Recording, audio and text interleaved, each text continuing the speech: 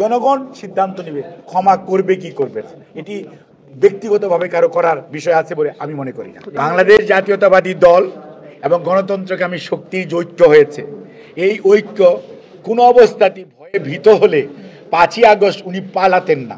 উনি যদি সত্যিকার অর্থে রাজনীতিবিদ হতেন তাহলে মাঠে থেকে রাজনীতি মোকাবেলা করতেন। কি হতো? যা হওয়ার সেটা হতো, জেলখানায় যেত।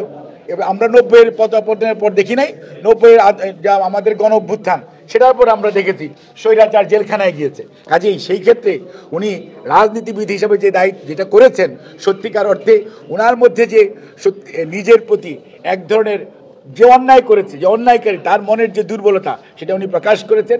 তাদের নিয়ে আমরা রাজনৈতিক যারা গণতন্ত্রের জন্য আন্দোলন করেছে তারা মোটেই ভীত বা সন্ত্রস্ত নেই। জনগণ সঠিক সিদ্ধান্ত নেবে। প্রধান উপদেষ্টার যে বক্তব্য, মেহেদী হাসান কে উনি যেটা সাক্ষাৎকার দিয়েছেন, সেটি আপনাদের মতো আমিও পত্রপত্রিকায় বা মিডিয়ার কল্যাণে কিছুটা পড়া এবং দেখার সুযোগ হয়েছে। তবে উনি বেশ কতগুলো কথা বলেছেন। অমর্ত্য সেন ওনাকে কি বলেছে, বা মেহেদী হাসান যে প্রশ্ন করেছে, এবং মেহেদী হাসানের প্রশ্নের প্রতি উত্তরে মাননীয় প্রধান উপদেষ্টা যেটা বলেছেন, তার মধ্যে যেটা মানুষের মধ্যে একটু, ইভেন আমার মধ্যেও এক ধরনের প্রশ্নবোধক চিহ্ন হয়েছে যে বাংলাদেশের মিডিয়ায় আমরা দেখেছি যে আওয়ামী লীগকে নিষিদ্ধ করা হয়েছে। যদিও এই ব্যাপারে বাংলাদেশ জাতীয়তাবাদী দল বলেছিল যে নিষিদ্ধের বিষয়টা কাকে গ্রহণ করবে বা করবে না এটা জনগণের বিষয়। এটা কোনো অবস্থাতেই আইন আদালত অথবা সরকারি সিদ্ধান্তে যে করার যে প্রক্রিয়া, এটার সাথে বিএনপি কিন্তু সবসময় দ্বিমত পোষণ করেছিল।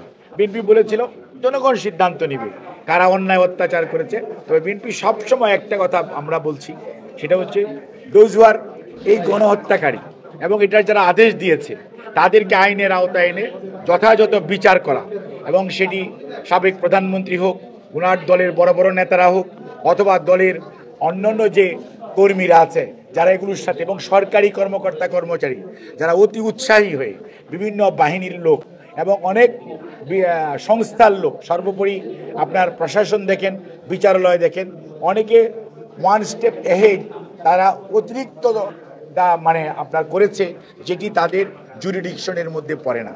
কাজে তাদের বিচারের ব্যাপারে বাংলাদেশ জাতীয়তাবাদী দল সবসময়ই সোচ্চার ছিল, এখনও আছে, এবং আমরা বিশ্বাস করি কোনো অবস্থাতে গণহত্যাকারী এবং গণদুশ্মন যারা ছিল, যারা গুম করেছে, যারা মানুষকে নির্বিচারে গুলি করে হত্যা করেছে, যারা মানুষের সম্পদ লুণ্ঠন করে দেশের বাইরে নিয়ে যেয়ে দেশের সম্পদ লুণ্ঠন করে পার করেছে, তাদেরকে বিচার এবং বিচারের আওতায় আনা, এবং বিচারহীনতার যে আপনার যে কালচার, যেটা আয়নাঘর বলেন, গুম বলেন, এনকাউন্টার বলেন, এগুলোর যে কথা, এবং অট্টহাসি অর্থাৎ প্রতিহিংসা পরায়ণতার যে চরম পরাকাষ্ঠা ওনারা দেখিয়েছে, এটার বিরুদ্ধে বাংলাদেশ জাতীয়তাবাদী দল সবসময় সোচ্চার। এবং আমরা মনে করি তারা গণদুশ্মন, এবং তাদের নির্বাচন কেন, তাদের এই দেশের মানুষের এসে তারা নির্বিঘ্নে বিচার ছাড়া বা তাদের অনুসূচনা ছাড়া, আজকে যদি আমরা 71 নিয়ে এত কথা বলি, তাহলে এই 24-এ গত 15 বৎসর দেশের ভোটাধিকার চুরি, দিনের ভোট রাতে করেছে,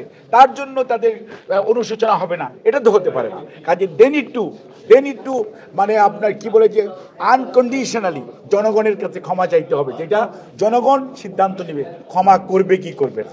এটি ব্যক্তিগতভাবে কারো করার বিষয় আছে বলে আমি মনে করি না।